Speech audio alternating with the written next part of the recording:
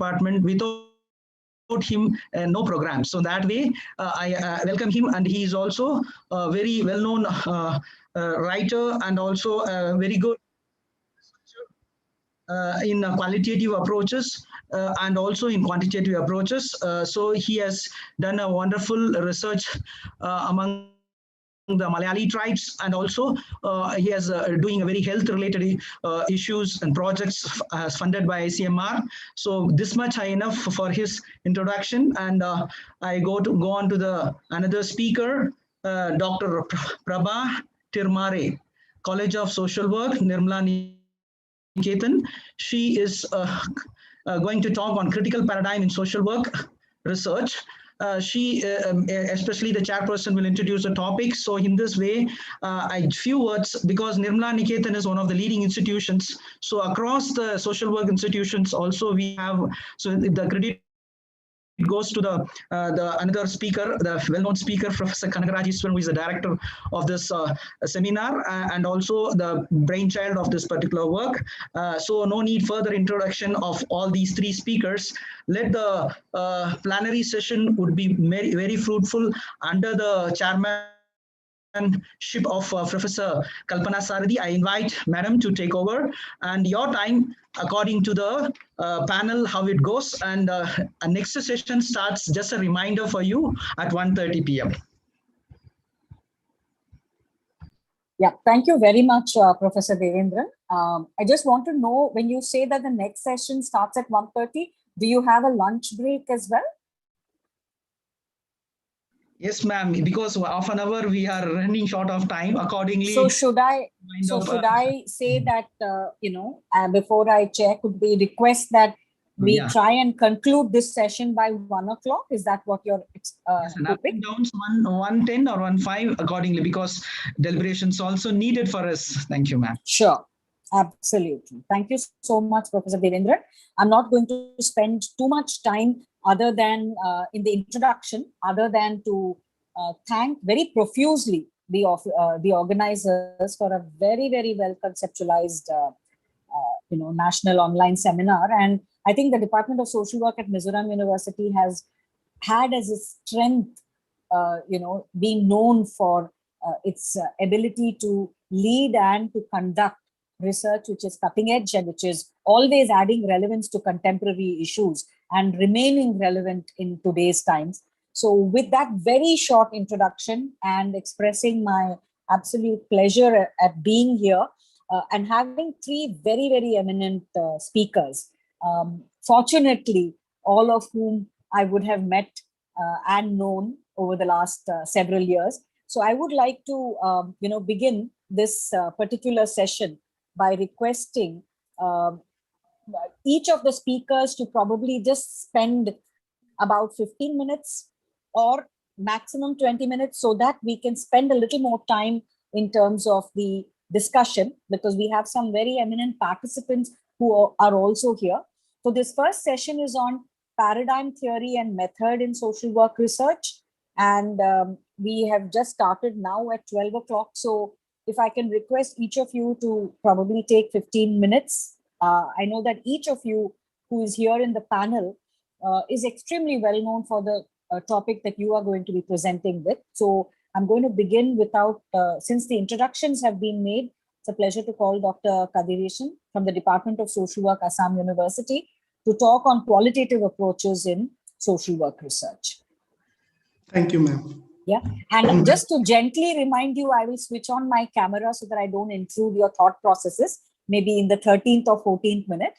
Okay. And I will come in only in the interests of time for discussion to perhaps truncate it in 15 minutes. Okay, yeah? Ma'am. Thank you, ma'am. Thank you, ma'am.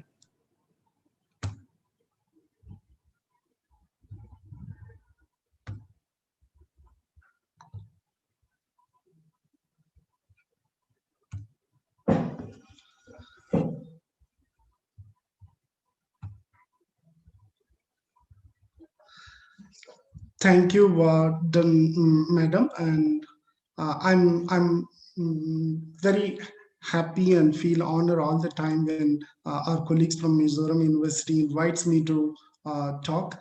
And this time, I don't know how much I'm going to do. This is a kind of declaration. But I'll try to keep time also in mind and try to finish my presentation very shortly. Uh, and a special thanks to Professor Kanagraj because he only had suggested me this particular topic, and I started working on it, and that's why I had a little bit of this kind of discomfort, so to say that how much I'm going to satisfy this requirement. I'm going to the outline of my presentation is going to be like this. First, I'll explain some the 5 or 6 approaches of qualitative approaches of approaches which is used in social work research. And then, in fact, I was planning to make a kind of a review matrix where for each of these approaches, I wanted to take one research, particularly a thesis, and how they have conducted. And I wanted to review the methodological aspects, whether the rigor in social work research or qualitative research is fulfilled, and whether this research had contributed or developed any kind of paradigm in order so that the future researchers can replicate or reproduce similar kind of model or work. So I thought of that, but as you know that I had very short time and I couldn't make that matrix. But what I had done in the end is something like I have discussed one particular approach, ethnography, and I reviewed one thesis, and keeping that thesis a kind of example, and I try to conclude my lecture saying that there are a lot of things that the future qualitative researchers in social work can include, and thereby we would be contributing to the field, and that is the outline. And these are the 6 approaches that is predominantly used in qualitative research in social work. One is ethnography, second one is grounded theory, third one is case study analysis, fourth is narrative analysis, fifth phenomenological approach, action-oriented community-based approach is the last one.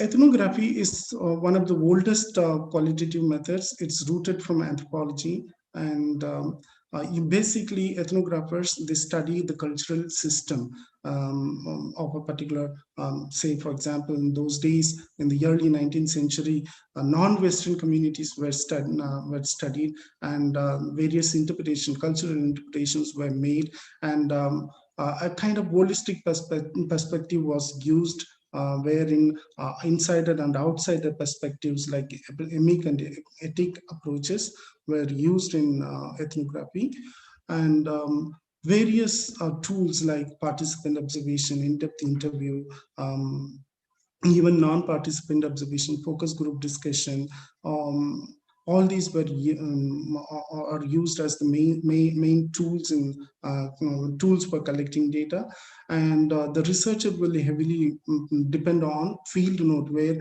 as the researcher ethnographer stays and collect information and observes, all those are recorded in field note, and at the time of writing the report, he or she would be using it extensively. And this methodology, ethnographic methodology, is a non-prescriptive methodology. Like we don't have any kind of a prescriptive design like how we have in quantitative research.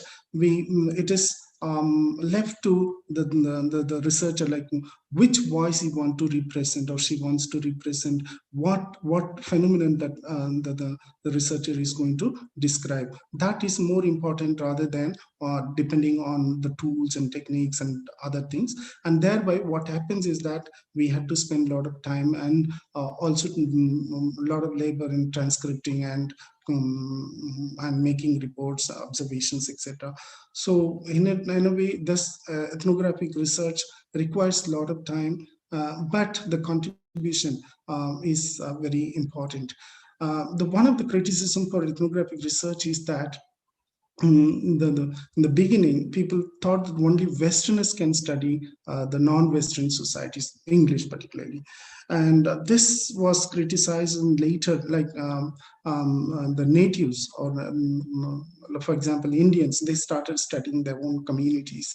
And again, there was another kind of discussion that insiders may make subjective conclusions. And again, that was again criticized. And whether insider or outsiders, what is important is the way we approach and the way we deal the phenomenon, the way we describe, the way we give scope to the voice of the marginalized section. That is more important rather than trying to be more replicating quantitative research.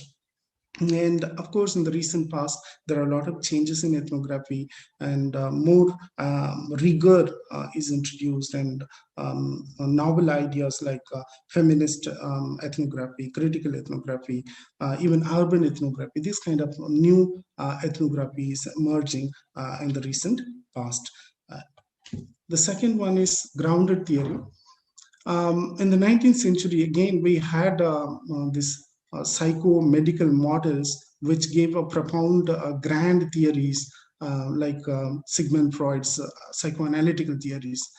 Opposing this kind of grand theories, Strauss and Glasser, they came out with a novel, very popular approach, which is called grounded theory. The grounded theory makes small theories or mid range kind of theories to understand the changes that affects in one's life. The central goal of this grounded theory is to explore and explain the process or action, and more in-depth interviews are conducted, and data analysis is done in a unique way. And based on this grounded theory, even softwares are being developed, and we have this approach called open coding, Excel coding, selective coding. These are something like from the in-depth interview, what a researcher has to do is the interviews had to be transcribed, and after the transcription, each interview has to be coded without any guidance. Maybe one can follow the review of literature if available, because many times in qualitative research, we would be exploring the phenomenon for the first time, so we may not have much guidance from the review of literature. In that condition, the researchers should identify which are some of the important kind of themes, or kind of we don't call it as category as such in this stage, but which can be treated as category in the later and Excel and selective stages. So constantly the researcher would be comparing, making kind of analysis, and if and when required, the researcher would be going back to the field and collecting more information in order to reach a stage called saturation, and theoretical saturation. And now even in grounded theory, there are a lot of changes is happening, although it's very popular. And now many times what happened is that the researchers, they stop ending in a stage where coding and development of themes is done. They stop and they don't go further to make the relations and kind of the correlation, kind of relation that exists between the categories. So that kind of research is known as grounded theory light. Case study analysis. Again, this is another very popular approach where the main focus is to extract deep depth and meaning in the context. And very often it is used in program evaluation. Case study often used as a pedagogical tool in clinical settings, social work or business school, where the cases are analyzed in order to help the students or train the students to understand case-wise issues. Whereas this case study can also be used as a method where a systematic process of data collection and data analysis is involved. And Stake, he divides this, develop a kind of classification where he calls intrinsic, instrumental, and collective case studies. Intrinsic is exploring a phenomenon for the first time. Instrumental is trying to, I'm sorry. Instrumental is trying to relate with the issues, and collective is both intrinsic and instrumental. And case study resembles many times as ethnographic in terms of holism and use of multiple sources. Many times case study can also be used in ethnography. Narrative approach is another very important and popular approach used in qualitative research, where analysis of how something is said and as well as what is said is the focus and narrative analysis. It's basically we deal with the linguistic aspects of, or the way it's not simply the way how a person narrates a life story, or how he expresses, because sometimes there would be dialogical. So all these are brought into picture through this narrative approach. And like, for example, if somebody had experienced a kind of trauma, and then asking that person how you were feeling during the trauma or after the trauma. So the person will be telling the story, what has happened, how he was feeling. That kind of expressions will be captured in the narrative approach. But in this retelling stories or narrativizing, the researcher will not be involving. Like once a question is probed, and or once the research participant is asked to narrate the story, he would be only recording and observing what is happening, how it is said and what is said. That two aspects he would be capturing. But in case any dialogue is engaged with the research participants, and narrative approach maybe become a conversation and analysis or discourse analysis, where the researcher would be striking some kind of conversation, but he would be limiting himself, but would be involving in what has to be studied or collected. Phenomenological approach, where a deeper meaning is derived from the experiences or lived experiences of research participants, usually conducted through in-depth interviews with few individuals. And there are sub types: hermeneutic phenomenology, transcendental or descriptive phenomenology, and interpretative phenomenology. These are mostly of philosophical in nature rather than methodological. But through these types also, what we can do is whether we have to only analyze the text, or whether we have to intervene whether the descriptions of the lived-in experiences of the participants. In that way, these subtypes also are very much useful. In the recent context, like people are using this phenomenological approach in order to capture the lived-in experience. For example, like the victims of violence, or like anything that a person had suffered and then overcome, and what kind of change that happened. So to capture that, this phenomenological approach is very much useful. And the last approach is that we have several PRA, participatory research appraisal studies, that's also extensively carried out in social work research. Some of them are qualitative, some of them are mixed methodology, but in qualitative approach, we confine only with these 5 approaches.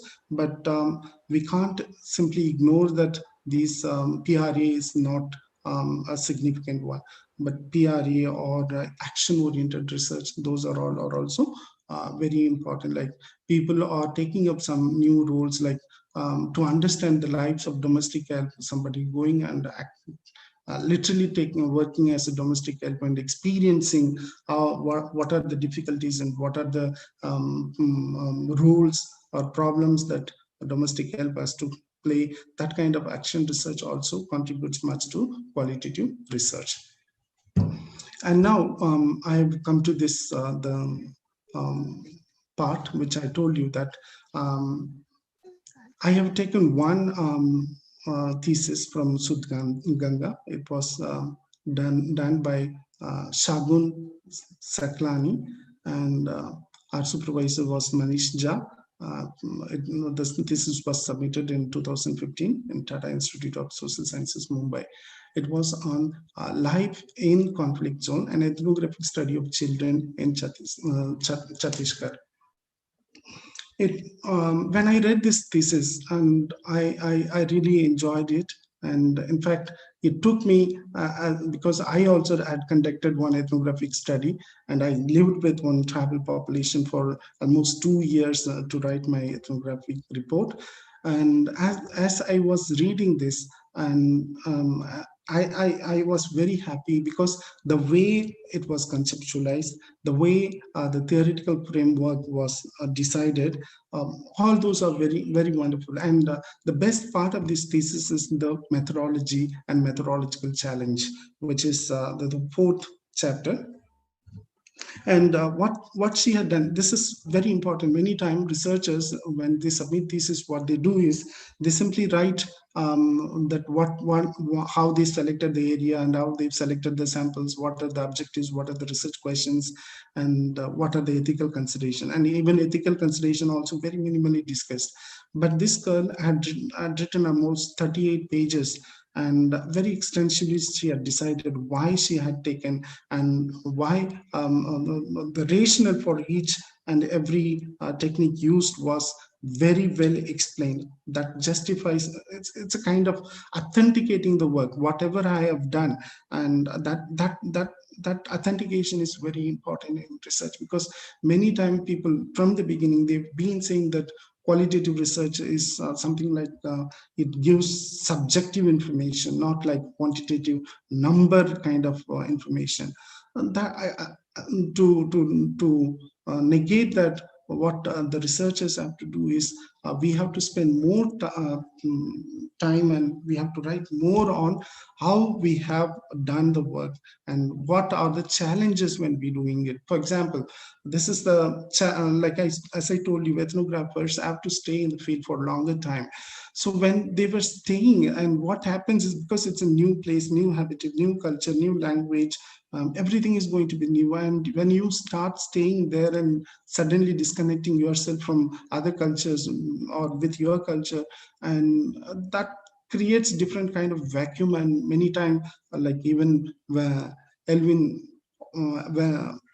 also fell in love with a tribal woman, and so it's not that all the ethnographers have to fall in love. That is against the ethics, but some attachment or some distraction takes place when we stay in the community. So how we are coming out of that, what kind of courses, like what, because nowadays the technology is different. We can be constantly in touch with our supervisors or with our family or with our society. But again, in constantly remaining in touch with supervisor also will mislead, because ethnographers because a lot of work has to be done in the field. Like it's not simply we collect information. Actually, we have to go to that natural habitat and we have to live with them, and in their own convenient time we have to collect information. And sometimes it may be formal, sometimes. Yes, ma'am. I'm coming to the end. You know, just so that we have more discussion, because your talk is so interesting, I'm sure there will be issues that will come back to the, the reference of your talk. So if I can just say in about a minute, if you can conclude, then we'll request the others. Yes, ma'am. Apologies for intruding. Yeah. No problem. Thank you, ma'am. So it's a wonderful work but there are shortcomings. Thing is that like the model she had used is the Western model again, like though the theoretical approach describes that psychomedical model as problems, and then the other models, adult interpretation of children, was another model that she described. But all these are Western oriented, and she said that there would be a need for a new approach. But in the context of Chhattisgarh, the lives of children, everyday lives of children in Chhattisgarh, she could have developed a kind of paradigm that was lacking in the study. And some of my observations here are that it is like, it's not that it's very difficult for me to, from one study I have come to this conclusion, but I to select, because in Sud-Ganga also we have several thousand theses. So it's impossible for me from making any conclusion as such, but it is it's kind of feeling or discomfort that I have in my mind, that research, that is research findings are not always incorporated in the knowledge base in the educational curriculum or in social work curriculum. Yeah, thank you. Practice knowledge is not theorized. We send our students, they do a lot of work in the field, but the learning is not reflected, and it's not contributed back to the knowledge base. And exclusive research on social work methods is not done or very limited. And there is a need for exclusive research methodology studies, because for example, if a qualitative study develops a paradigm, and on that paradigm we have to study, like earlier, like when Westerners come. We have to conclude. It's Yes, almost this is the last point, ma'am. But I think that's the crux of what this seminar is about. The fact that there isn't a linkage between the practice and the theory, and the fact that you're saying that, you know, the kind of research that is being done is not on the social work methods, and that's not enough. So may I just request that we move to the next speaker? I'm sure it's going to come back. Yes, ma'am. This is all I wanted to tell. Thank you very much. Thank you so much, Dr. Kadiresan. It's not a pleasant duty at all as a chair when we are running short of time. I understand, ma'am. It's just that in the interest of ensuring that every speaker gets time and that we discuss issues, the participants have been waiting. Yes, ma'am. I completely understand. Thank you very much. But very, very interesting. And you have raised a wonderful set of issues for this particular panel. And now with equal pleasure, Dr. Prabhat Irmare, nice to meet you after a very long time, even if virtually. May I invite you to speak on critical paradigms in social work research. And ma'am, if we can give you, again, like I said, 15 minutes, but an outer limit of about 20 minutes. And maybe I will take away that time from Professor Kanakaraj, who is also the director of the thing. So thank you so much. Yeah, it's really, really nice to see you, Kalpana, here. And when we met on airport, when I was interviewing you for my research. That's right. That's right. Okay, and I understand your role is very, very challenging because the kind of seminar and topics we have. Let at outset say me thanks and give, express my pleasure to all organizing committee, Professor Kangarajan, Devendran, Elizabeth, Henry. I think all of you were there. You met me, and we all spent it very, very good time. I was wondering whether my presentation is becoming topside down after attending the inauguration and everything. I have prepared PPT, but I'm keeping that away because I don't want to be a little bit confined with that. So without spending much time, I will say that how I framed, how I formatted my presentation. First of all, a week before when Professor Kangarajan spoke with me and we had long talk, and everybody will understand talk with Professor Kangarajan means agree to disagree and disagree to agree, and he will be agree for that. So it is source of my presentation is my own PhD study and my journey as me as a student me as a practitioner, me as a researcher, me as a counselor, me as a bureaucrat, and me as an educator. So how it is a reflective, the whole thing is a reflective audit of my being as a social work professional. And second, fixing or contextualizing with the basis of various approaches which we practice from inception of this profession. So these are the two areas on what my presentation will be presented. Second thing, I'm really happy because the previous presenter, it is complementary. He focused more on a type of research, and mine is more of research-based practice and the paradigm shift.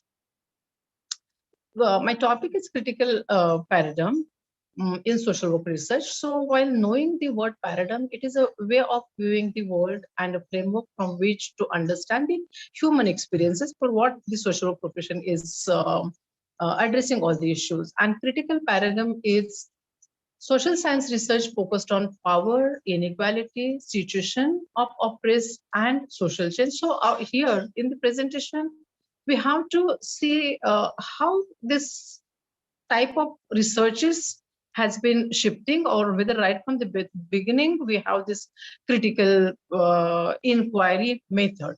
Critical inquiry is the process of gathering and evaluating information, ideas, and assumptions from multiple perspectives to produce well-informed analysis and understanding, and leading to new ideas, applications, and questions for bringing social change. So with this theoretical background, I'll just recollect my studies engagement with Tilak Maharashtra Vidyapit. I was on Viva. Out of 22 students, I've chosen few students' topics, and the topics suggest us how is a critical paradigm. For example, the student from rural area, her topic is issues related to intercaste marriages. Another topic is very close to the pandemic, that is challenges faced by the ASHA workers. Beautiful study. The young student who is having basic issues related to his speech and presentation, but wonderful review of literature comparing Maharashtra with Madhya Pradesh, Orissa, and other states. He says that this is the first study on ASHA workers, how the ASHA workers as one of the frontline workers facing the challenges, neglecting their families, without any support of the systems, they are intervening. So this research findings shows that it is nothing but it is a critical inquiry in the systems, and I was very, very happy. Next research was 73 amendment and decentralization. So our young people, students are making inquiry that it means totally we are into the critical paradigm. So there is no doubt, there is no debate on that. Very interesting study on the Madari families, migration and livelihood, and beautifully the students gives background, ethnographic background of what meant by Madari. Madari is the man who is from the Rajput background, married to the Muslim women, and their occupation is entertaining people on the road, as well as functioning as a medical practitioners with the herbal medicine. So I mean, I was getting so pleased, and I thought this kind of knowledge has to be generated, has to be institutionalized, whether you say is it critical paradigm or whether it's a whatever jargon we can use for that. One more research was displacement of dam, the people's profile and problems of the Tung village near Sangli. Another very, very interesting topic was on gender perspective, Linga Bhav. This particular students from one of the rural village of Sangli district, she reads Kamala Bhasin and she makes 9 statements. For example, whether girls are allowed to abuse the way the boys abuse. I mean, these are the questions, these are the inquiries, whether man can shift from his home and go to girl's place to do his agewala sansar. So I mean, these young minds are becoming very, very vibrant, very, very critical, and we are reached to the paradigm of critical pedagogy, critical thinking, critical inquiry. And then I think the social work professionals will be, with this perspective, will be making inquiry. It will be very easy for us to intervene, to make policy framework. My involvement with one of the people's organizations, Sarva Harajana Andolan, when we were with the various stakeholders, tribes, activists, social workers, researchers, academicians, we've taken certain steps, and that got converted into the Forest Act 2006. My contribution could be just my presence, but understanding the processes and making the changes, questioning the structures is a big achievement of the social profession. Another very interesting topic was menstruation problems faced by the gown community. And I have to ask her question, oh, you have this Gokul practices, and why? And she said that Gokul practices were becoming traditional, and women and girls in the villages do not have any kind of sanitation facilities. And I have to give her suggestions.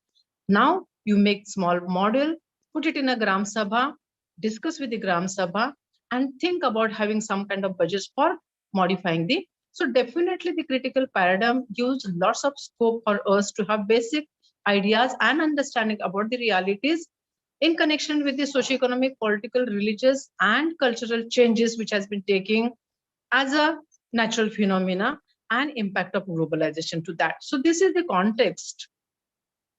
And then my own audit, reflective audit of my contribution. This is very good opportunity for me. I never thought, I mean, this kind of presentation will be framed by me for this particular things. I have made a small chart. In the chart, I ask question about the ownership of the research. Who is the person who takes the research, and what kind of ownership, what kind of power he or she has, and how the research goes ahead. For example, when I was a student, and my research was perspective of alcoholics and the changes which takes place in Alcoholics Anonymous. Over there, it was clinical, it was just survey, but that given so much of insight to me. Oh, there are systems like Alcoholics Anonymous, and that knowledge has been helping me so much to share with my students. I mean, there are the clinical interventions which we can work on the problems of alcoholism. So this is a rich knowledge, this is a rich systems can be used by having this type of approaches and revisiting us with our old research studies. The second research was kind of action research, rehabilitation of single parent children, those who are in institution. It is reinstitutionalization. You must be remembering, Kalpana, it was began in 1990s, and I was with Children's Aid Society. While as a counselor, we have taken the research of experimenting with the one child parent keeping the home, and my experience was horrible. Children were not happy at all in the home, and then straight away I given my recommendations of non-institutionalization cannot be done with the children, those who are having single parent, because at the home the kind of situation the children are witnessing was not accepted. Mother either is with her extra affair, or father is with somewhere else, alcoholism. How children can manage with this kind of shift? So these were these questions, and I think this is nothing but critical inquiry. Next research was awareness of beneficiaries of ICDS, which was sponsored by NIPSID, and that we have taken one of the very interior tehsil, most interior poor tehsil of Maharashtra, which is on border of Gujarat and Maharashtra, Talasari. 1985, immediate after my graduation, and this was very good holistic research involving all the stakeholders. CDPOs, CEO, supervisors, Anganwadi workers, helper, and beneficiaries. To my surprise, when we were sent to find out the awareness of the children on impact of the supplementary nutrition on the beneficiaries, surprisingly, participants, the parents were not able to tell name of their children because name of the children were Kalya, Radkya, Barkya. For us, it is derogatory. And then I had to write one article on that. If the Kalya, Radkya or Barkya becomes IS officer, professor or doctor, how will be his dignity with related to his so many aspects, so many angles started getting in my, and I become critical. I started becoming critical with regard to having such kind of knowledge. When I was in coordinator with MLTC, Middle Level Training Center, I have taken action project how the MLTCs will be enhancing their abilities to give good input to supervisors and Anganwadi workers for good functioning. So that was like action research project, that was participatory research. And then another research was on critical analysis of primary health centers comparative study of urban, rural, and tribal zones. So with me, very famous researcher, medical practitioner, Amar Jesani, who he's founded his Sehat organization. That time we were with FRCH, Foundation for Research in Community Health. And we were sent to do this critical study of primary health centers. The reason was in somewhere in the 75s, after this emergency declared, and there was a practice and trend of family planning operations without the consent of the stakeholders or benefits or service users. And because of this target system, many of the LHVs, MPWs, LHVs, they had to commit suicide because there was target.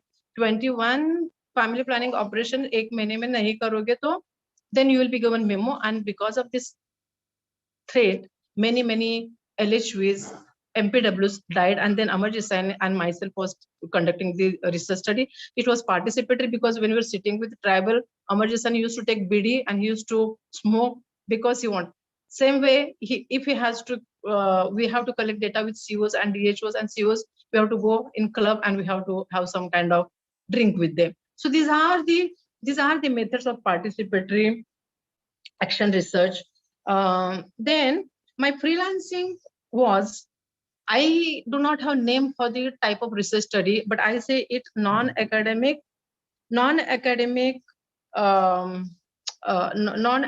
audit on farming. For me, I adopted two farmers, one young farmer and one little bit middle-aged farmer from my own village.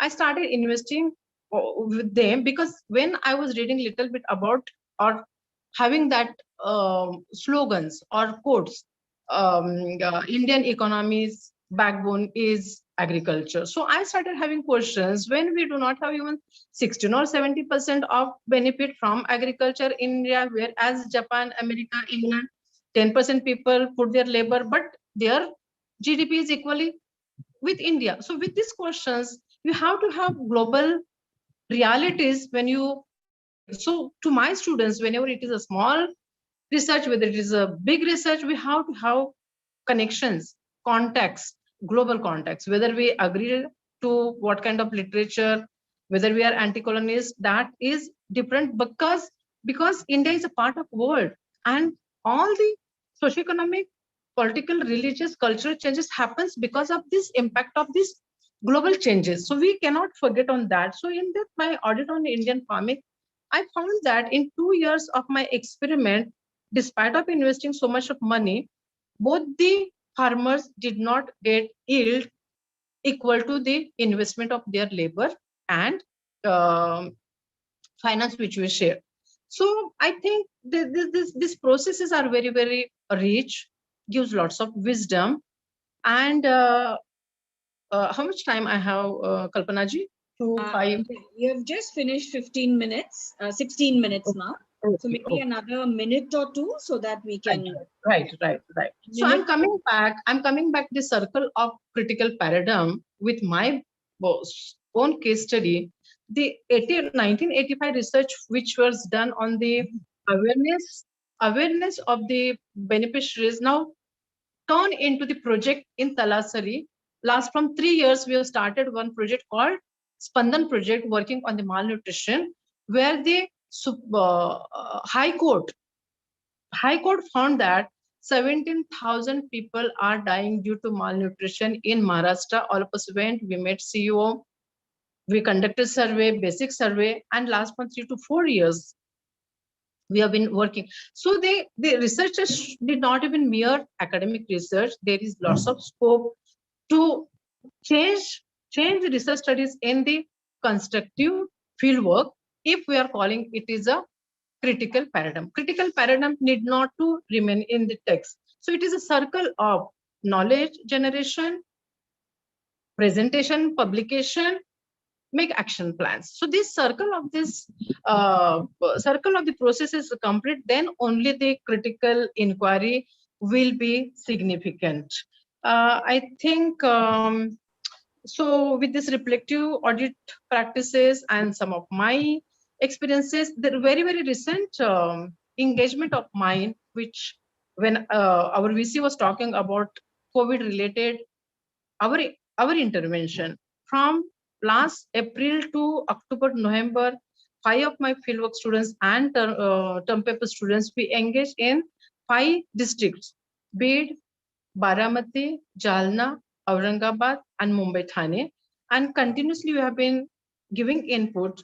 Based on that, I prepared my postdoctoral proposal, youth engagement in pandemic and supporting the unorganized sector, rural urban unorganized sector. I sent my proposal to postdoctor to ICSSR. I do not know whether they will approve, but same time also we, myself and some of with co-authors, we written article, youth engagement, social bracket में social work students in pandemic, their experiences and their learning from that.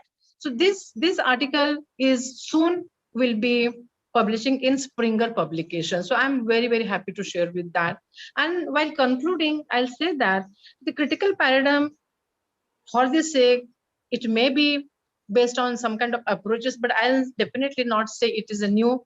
By quoting 2 very, very eminent social reformers in our country, one is Mahatma Phule with his 2 publications. One is Farmer's Whipcord. In Marathi, we call it Shetkaryancha Hatyar. Farmer's Whipcord. Farmer has to be very strong and he should not become the victim of this debt and he should not commit suicide. If we can understand and practice model of Mahatma Phule, I don't think the single farmer has to commit suicide. That is one of my learning, and that is why I've been taking this kind of small studies. Second thing, Dr. Ambedkar, somewhere in 1920s, when he had exposure to London's university in London, he wrote one essay, research-based essay on rupee, problem of Indian rupee. And he compared Indian rupee with Asian countries, African countries, European countries, euro hai, dollar hai, some Middle East countries, and he presented to his guide. Both the guides in London rejected his research because probably that time they must not have understood the Indian context or critical understanding. Third, examiner saw from critical understanding in problem of Indian rupee, how the Indian rupee is making problem, people are facing the poverty, discard, problem of disparity. And I think the third external examiner accepted his research and he got big scholarship. And then he could continue his further exploring the world policy framework. And that way, his contribution in making the constitution, which is based on equality, fraternity, justice to all, I think this critical paradigm, if we say, has very, very good scope for the social work practitioner, whether you're a student, researcher, counselor, educationist, or whosoever, we have to understand, practice, and turn into the action plans to bring change in the society. Thank you so much. Thank you. Kalpana and the entire team. Thank you. Thank you so much. It's actually not easy at all to stick to the time, and I'm so sorry that we don't have enough time. But thank you so much for going through all those reflective, anecdotal, research-based experiences, and drawing out some issues for discussion in such a beautiful way. So that was another wonderful presentation. Now I would request, while I request Professor Kanakaraj to begin, I have just put it on the chat box. If the speakers can look at the chat box and start probably even responding, because we don't know how much time we will have. But in the meantime, Professor Kanakaraj, may I request you to take 15 minutes? Is that okay? And please, you're invited to make your presentation on paradigm and theory in social work research. Yes, namaste to all of you. Chairperson, Professor Sarathi, Professor Prabha, and my good friend Kadireshan, and all friends here. So this is a very ambitious topic, I know.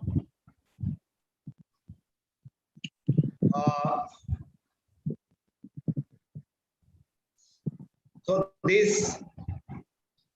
let me begin with this presentation with a few questions. So social work in India, is having over 8 decades existence. We have been doing this teaching, learning, field work, research for about 85 years, long 85 years.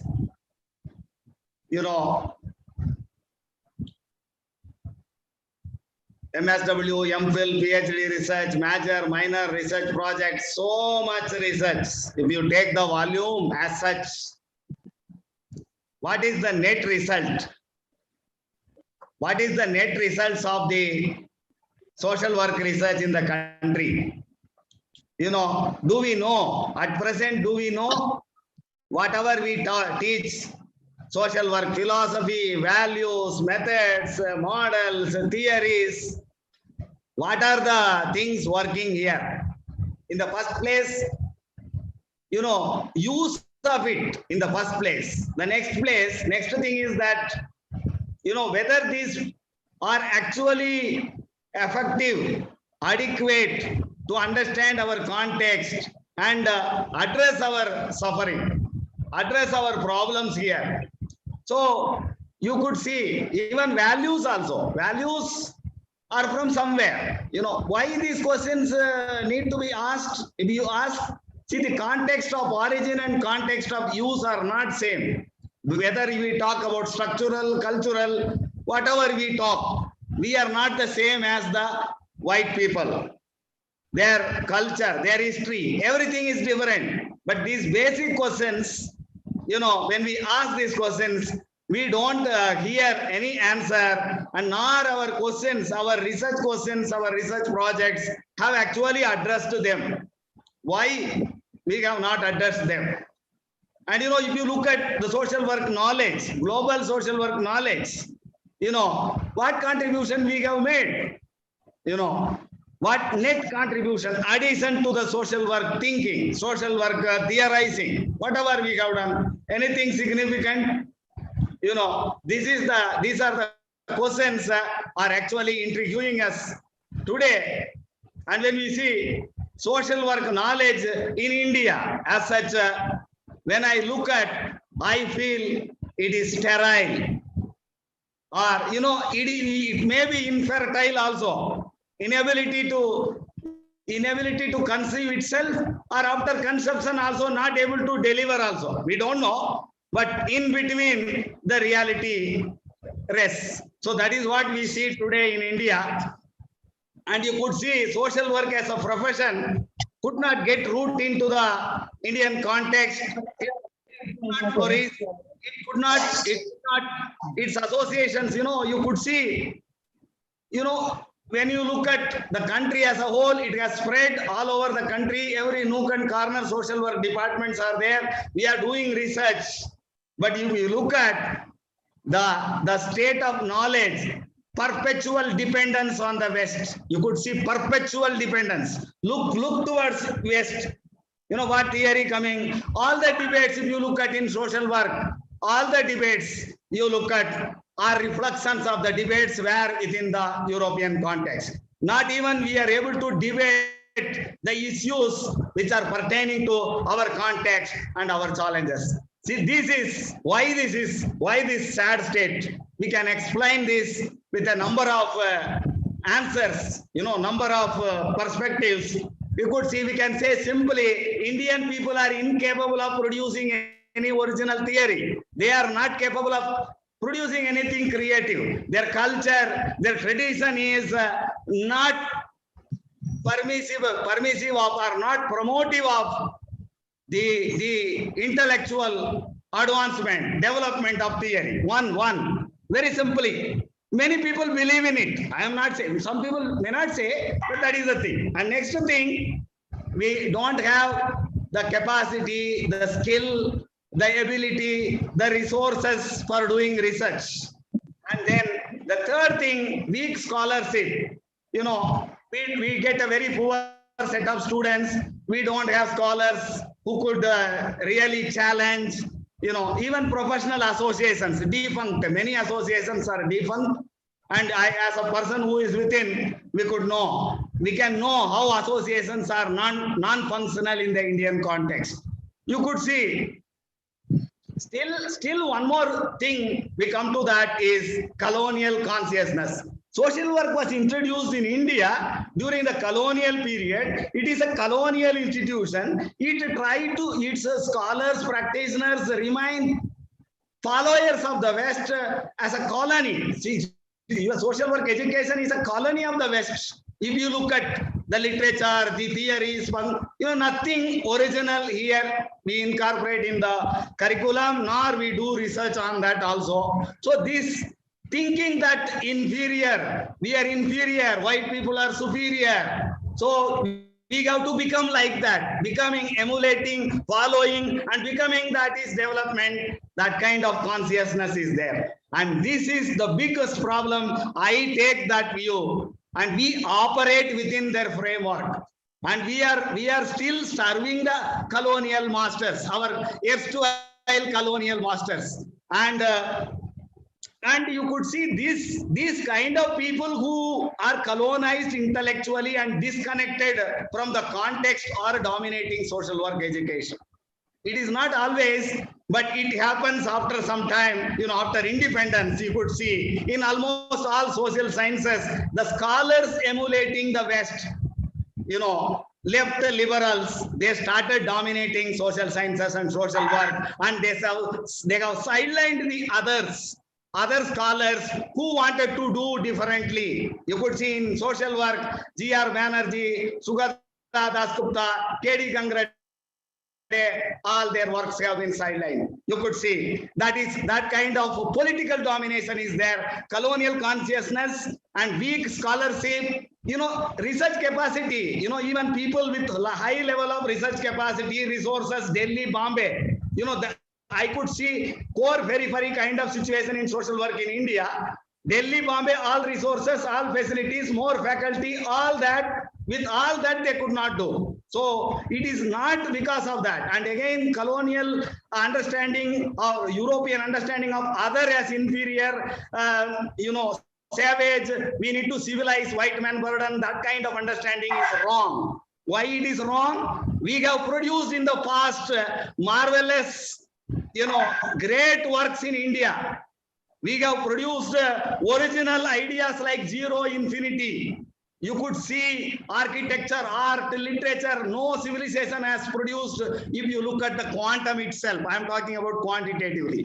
See, original theory, you could see in astronomy, in geometry, we have produced algebra. All we could produce. And such people have become independent and inferior and followers of the West. So that is the problem. The main problem is actually the paradigm, the worldview in which we are operating.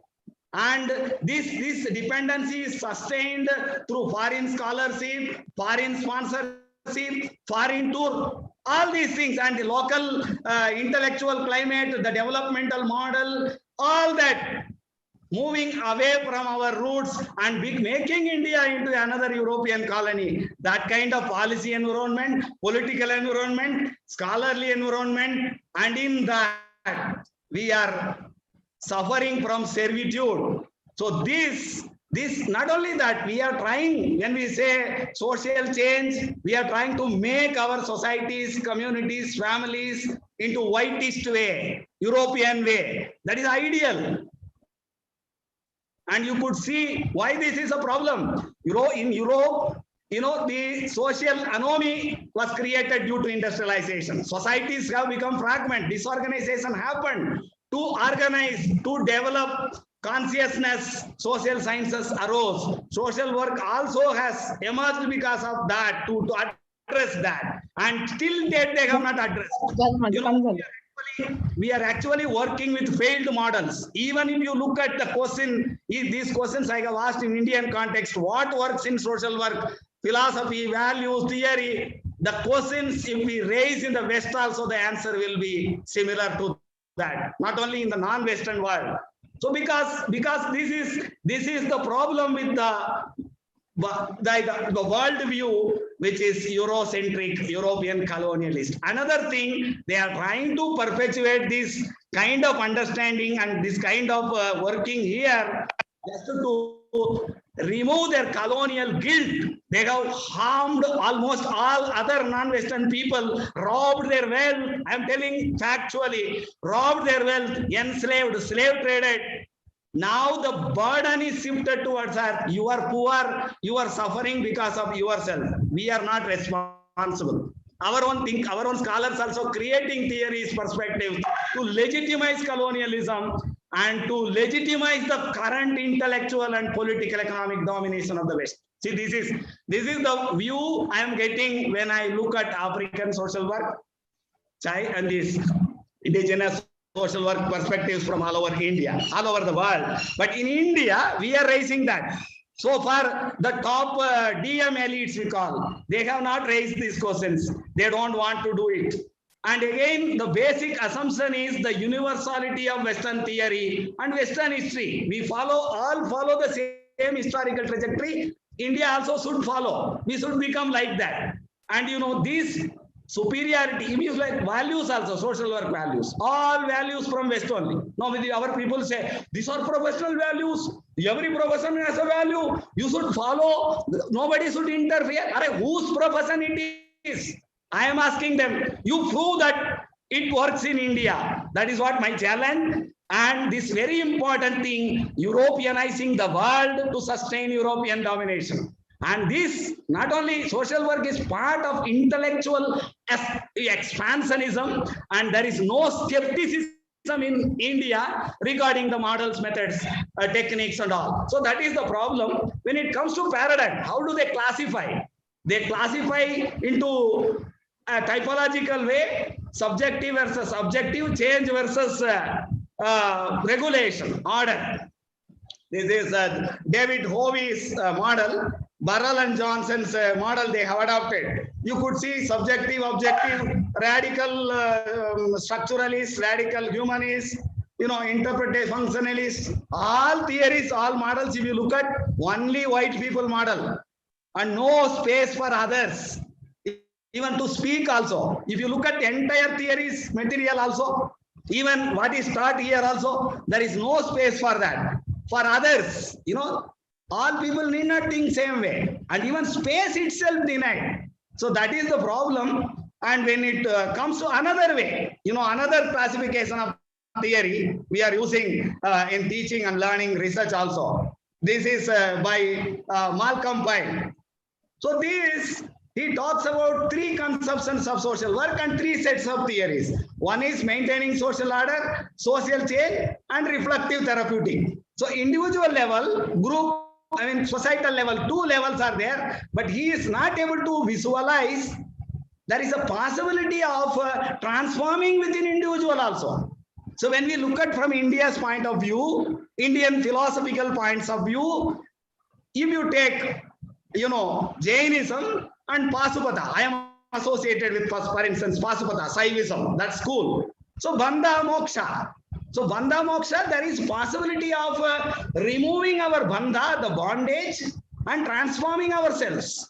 Jainism also talks about we are in a state of bondage. We, through our penance, through our ahimsa, through our sadhana, we need to come out of that. No, God is needed for them. For Pasupada, there is need for God and grace. So this is the difference. So and then reflective therapeutic. You see Buddhism and Advaita Vedanta. You could see reflective therapeutic also. So the way we look at social work, the way we practice social work is very much dependent upon the worldview, the cultural context, wherein it has originated. Fixating with that is a serious problem, and that fixation has led to deep intellectual psychosis, I would say. That actually the linkage, I think I will come to the conclusion. Yes. You see, yeah, I am coming to the conclusion. What is the way out? You could see there are paradigms in other cultures also. It is not the only white people who could think, theorize, and build models. The other people also can build models. Not only that, when we know our models, we will be able to debate and critique. We have challenged with a young person, a person from Mizoram. I have challenged with a lot of questions, basic questions, fundamental questions. The Eurocentrists could not answer. This is because we know very little about our paradigm. You could see in India, we have many paradigms, not one paradigm, Vedic, non-Vedic, Tantric. You could see, and you could see Ayurveda, the alternative healthcare system to allopathy. It has its own concept, its own understanding of the body, mind, and disease, and cure, wellness, all these things. And Chinese also have, Afrocentricists also have developed paradigm. And for Chinese paradigm, Indian Buddhism and Tantra have contributed. This Indian thought has gone to China and it interacted with Taoism, and that led to the development of the Chinese medicine. And from there, Cecilia Chan and others have developed a model of intervention. They did intervention, tested, analyzed everything, qualitative, quantitative, all things. With that, they could show these works in the Hong Kong context, Chinese context. So such things, we could not do it because we have so much inferiority complex, and the leaders who are leading the profession are not allowing anything. And when it comes to our experience in Mizoram, we have tested many theories, sustainable livelihood, social capital. Much of these things are not working here. I can say these models are inadequate. From our own experience, we could see, and only way is to go to the practitioners and learn from them. And you see, and we can see, and we are not saying Western models, no to Western models, paradigms, or methods. No, it's not like that. And there is no balance also. Professor Devi Prasad said balance. What balance? What is the population of Europe? What is the area of the Europeans living? What is the area of the other people and the population? It is not the balance.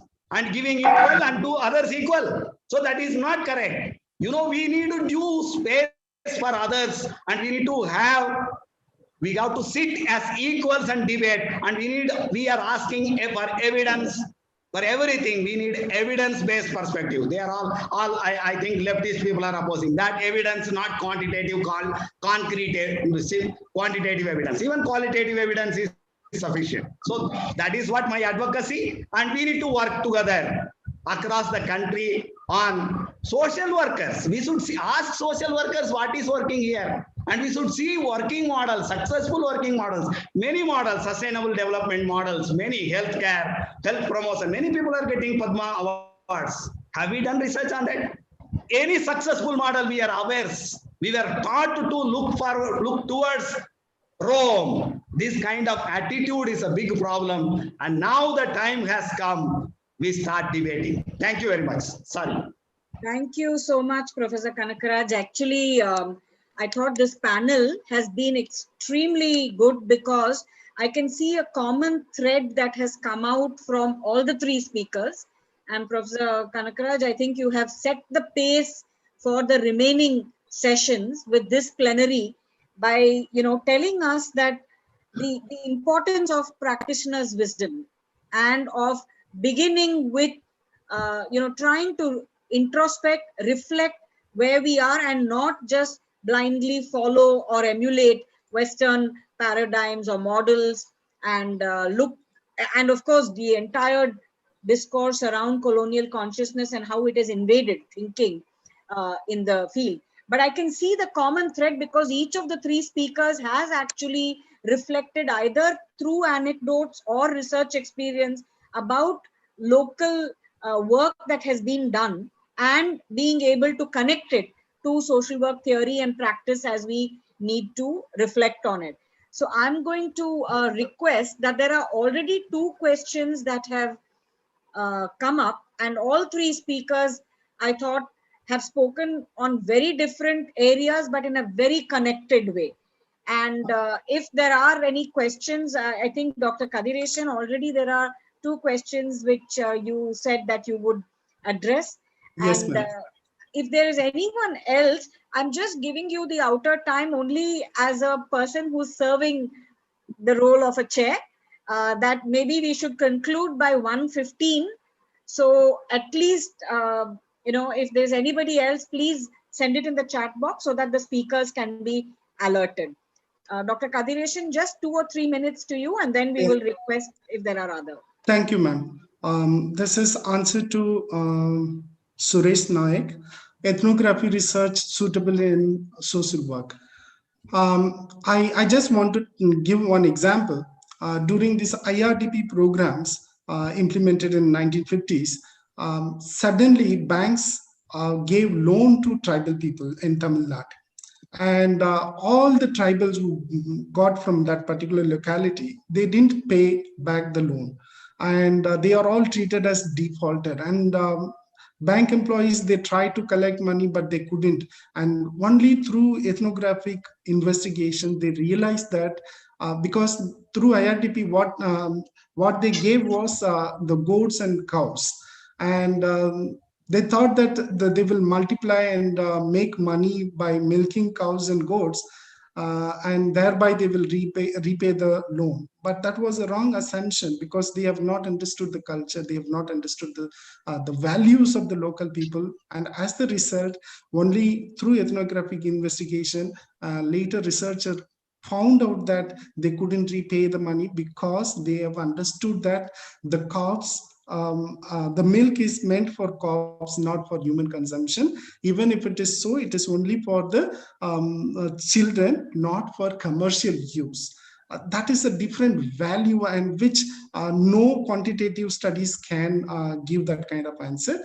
And likewise, any program evaluation or program planning in social work, because we have social welfare administration as one of the specialization. So when we do this, if we have, if we use ethnographic method, we would be doing it much effectively. And the second question, I hope I gave the answer. The second question is from Banu. Is data analysis same for phenomenological approach as content analysis? And these are two different things. Phenomenological approach is more of philosophical and qualitative, where the lived in experiences are captured. Like, for example, a pen. If I show this pen to my audience, and the experience with the pen may vary from person to person. For example, for a writer, it's a tool. For a merchant, it is a commodity. And for a criminal, it can be a weapon. So it varies from one person to other person. It is this is how we see things according to this Heidegger. But content analysis, on the other hand, it's a kind of mixed methodology where we use both qualitative and quantitative approaches, like counting instances, how many times a particular response or a particular answer or a particular image or color appears in a textual data. So content analysis is completely different, and which is mostly used in media, mass media analysis. Even we can use content analysis, but that is only to quantifying the qualitative or categorical values. Thank you. Thank you so much. Any other questions? Yeah, if there are any other questions to any of the other presenters also. Dr. Tirmare had extensively talked about various studies that she has been involved in, and she has referred to studies on menstruation. She has also brought in the local context and the Madaris and other kinds of studies that have been done. And Professor Kanakaraj has raised some very, very stimulating issues, which I'm sure are going to remain over the next 2 days and beyond. So are there any immediate, discussions that you all would like to have on this? We will Professor Kalpana, I have something. As rightly at the beginning, I said myself and Kangarajin is always agree to disagree, disagree to agree. With regard to colonization now, I think we have to come out of what has happened before, and none of the whites or none of the European countries are coming and telling stop to do from what we are doing. We are free. We are free to watch. See, the thing is that actually even you are not teaching the history of colonialism in India. How colonialism? No. The thing is that you are taking side. Then it amounts. See, the problem is that you see, colonialism is to think that all they are doing is right. And all thing is, and you denying space to others. See, we have to change our mindset. We have to change our mindset. For example, mindset means it is no. Yeah, I'm giving one example. For example, our family structure, our family culture. So when it is my discourses with them, I sit with them and I talk, and they say that about this family separation or divorce. And they said how it is convenient, how it is comfortable, because child doesn't have to witness. And then I have to ask them, have you taken consent of the child, what he likes, whether he likes the violence of the parents and giving the substitute to children in the form of some toys, or whether children like to grow in the violence, whether you take any consent, whether you talk with your children and take decision. So we have to be empowered, and we have to be smart, and we have to show that your wisdom also equally contextual. Yeah. And nobody will stop you because now we are learning. Now we are learning. Colonialism is to be understood in the first place. See, the point is that actually the so-called intellectuals, so-called leaders are trying to perpetuate the policies coming. The development models are coming here. You see what they are to make us, to keep us in perpetual dependence. See, the idea is actually it is not saying that we should go back and get back. It's not. We are not going to get all the wealth we lost. Crores and the crores and crores of wealth they have taken from other countries. After becoming that, if you read Rostow's stages of development, modernization, economic growth, you could see as if they have developed themselves. The thing. No. Let me see in the classroom. No. You see, thing is that when you teach the theories of development, you could see theories of development when you teach. All that is hidden. They are trying to keep us, you are inferior, your traditional society incapable of developing yourselves, your institutions are not capable of developing. So the burden thing is that actually keeping us in inferiority complex. What I'm saying, the so-called European thinkers, scholars, they don't know that all schools of Indian philosophy are talking about the well-being, sukha and dukkha, bandha and moksha. See, when we say this, why are you denying and not only that, they are paying so much rupees, they are training our scholars in American universities, they are funding projects to sustain their intellectual and political dominations. And why so the Breaking India forces are being funded by them. You know, it is not that actually colonialism has gone. The Euro domination, the white domination, and it is there. And no, we forget. It is not forgetting. It is to know it. And Kanakaraj, I'm just coming in here just to say that I think there is merit in what Professor Kanakaraj is raising, in saying that there is a need to be skeptical, there is a need to question, and that very often the discourses in many schools of social work, which he is referring to, which is right, is a tendency to kind of completely leave it out of the purview or ambit of even thinking. And that is where the danger lies, according to what he says. So there is merit to that, and there is merit to what you are saying, Dr. Tirmare. Only in the point of interest of time, I'm just requesting that maybe, you will get time to discuss this later as well. But if I can just alert Professor Kanakaraj's attention, there is a question over there, but we are already 2 minutes past the 1:15 deadline, but that is addressed to Professor Kanakaraj, so I don't want you to not be aware of it, Professor Kanakaraj. Just one word. Can I say one We have to move with the statement, ma'am? challenges. I have no problem. If the organizers will allow us to go till 1:30, I have no issue. Only one point I want to make, ma'am.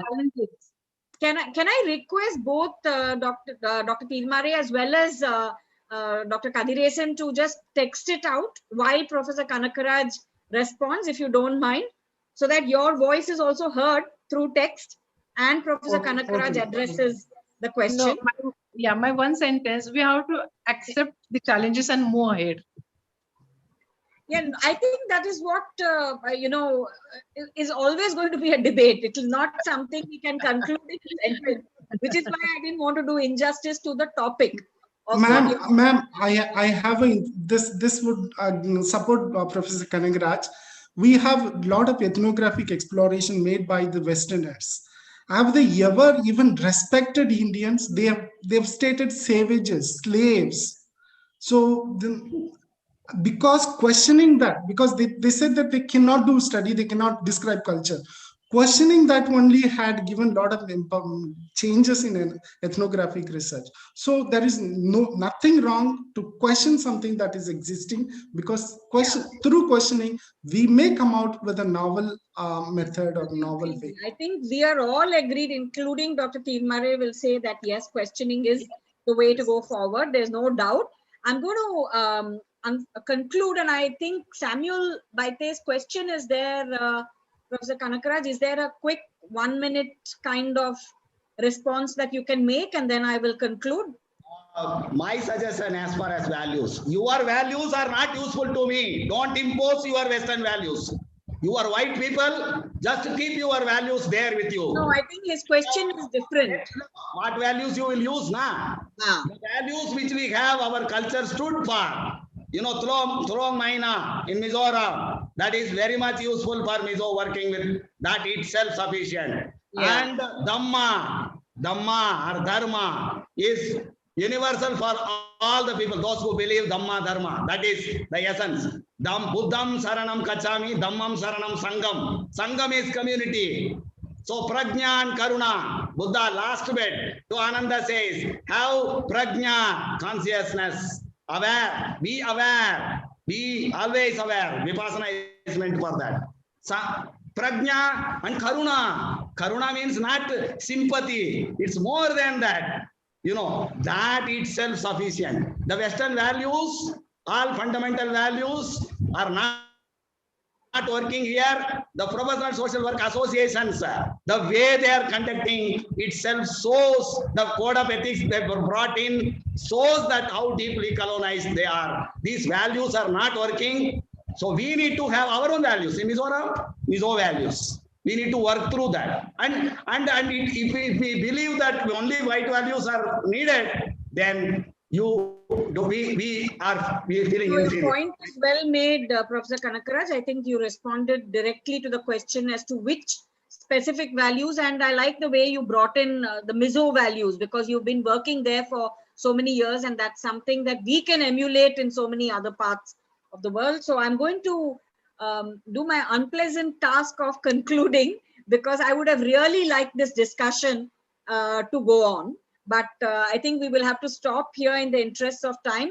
I'm sorry to the organizers that it's about 6 minutes past what we had agreed to. So you might want to relook at the timing when you want to restart. Thank you very much for the opportunity for chairing, and thanks to all of you at the Mizoram University and the Department of Social Work. Thank you. And to the speakers. Yes, thank you. Thank you, ma'am. Thank you, Professor Kanagaraj. Thank you, Devendran.